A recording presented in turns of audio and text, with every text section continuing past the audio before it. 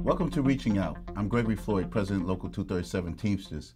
Today, our very special guest is Mr. Scott Stringer, Manhattan Borough President. Scott, welcome to the show. Gregory, thanks for having me on the show. I really appreciate it. What do you think, and I don't want to say what should be cut, because we're in hard times, but what should not be cut? I mean... You know, I really think that New Yorkers understand the fiscal climate and have always been willing to sacrifice. I think everybody knows they have to give something back so the city can prosper. But Greg, in this recession, and in previous recessions, people are not treated equally.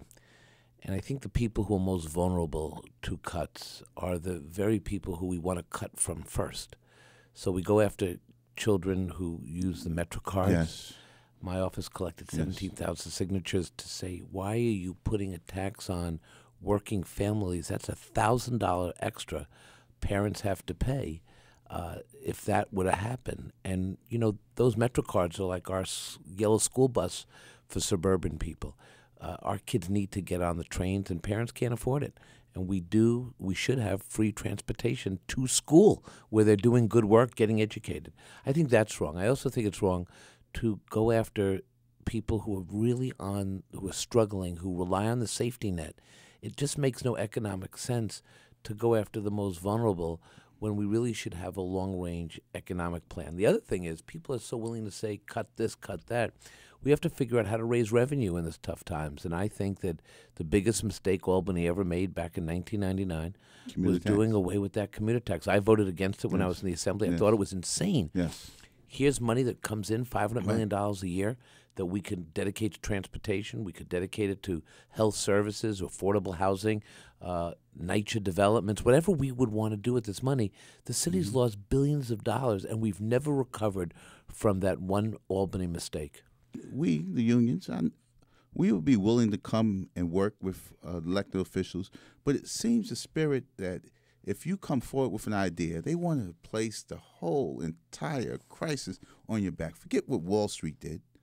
The unions, their pensions are too healthy. Their benefits are too healthy. No, it's not that the benefits are too healthy. It's over the years that we've cut so much, and now you're looking where to cut. You say, oh, look, those guys, the union guys over there, they have too much. It's not that we have too much.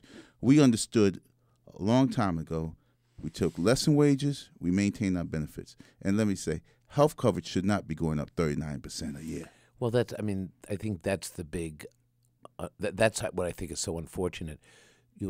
People, city workers, people in your union do not make a lot of money, and they want to serve the city.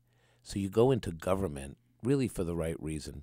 And, you know, you can't be, it's not like private industry where, okay, on any given day you can get $1 million bonus, or you can go make a business deal and suddenly find yourself a very wealthy person. New York is really about that, right? That's right. Yes. And so we never begrudge people who make millions of dollars because we know that they pay a lot in taxes and that helps our budget.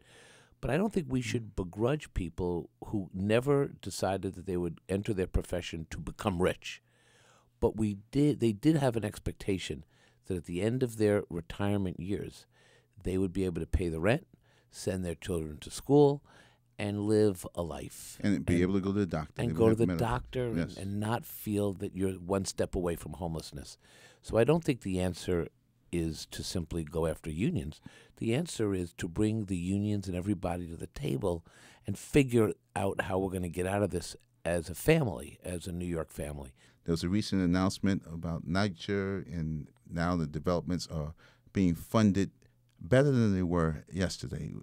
By now, we've spoken about the $400 million in stimulus funds and the extra $75 million a year. But there is a crisis that still looms in NYCHA. There's a Section 8 voucher.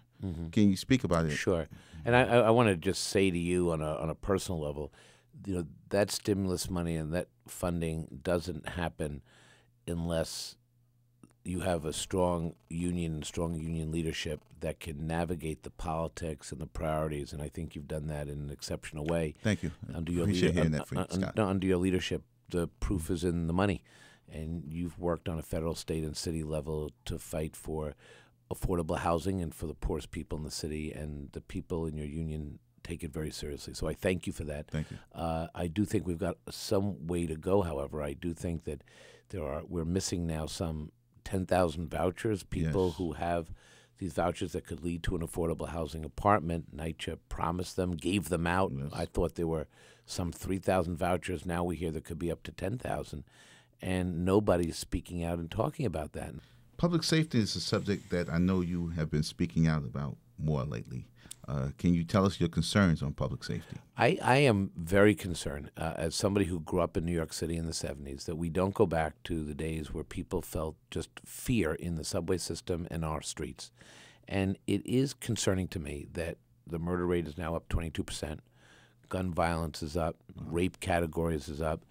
The best thing we have going for us, or one of the great things New York has going for us, in addition to our diversity and the fact that we come from all different places and it's just a dynamic place to live, we are now the number one best, safest city in America. Yes, it we would took like to stay that way. Yeah, exactly, and it took a long time coming. When you look at the police force, and this is where you got to figure out where we cut in the budget, but we went from 40,000 police officers, and if there are cuts because Albany doesn't give us the revenue we need, we can go down to 32,000 police officers.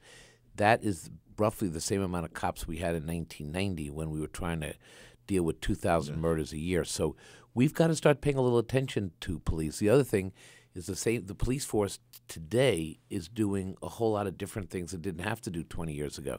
And that's dealing with terrorism, as we just saw with the threat to the subway system at 42nd Street, the number 2 line, which has been my line for many. Too. Okay, there you travel go. on that line. And then you think about your children, and you think about families, and we have to have a bigger discussion about crime. And the reason I'm speaking is I also think it's important for someone who's long considered a progressive Democrat.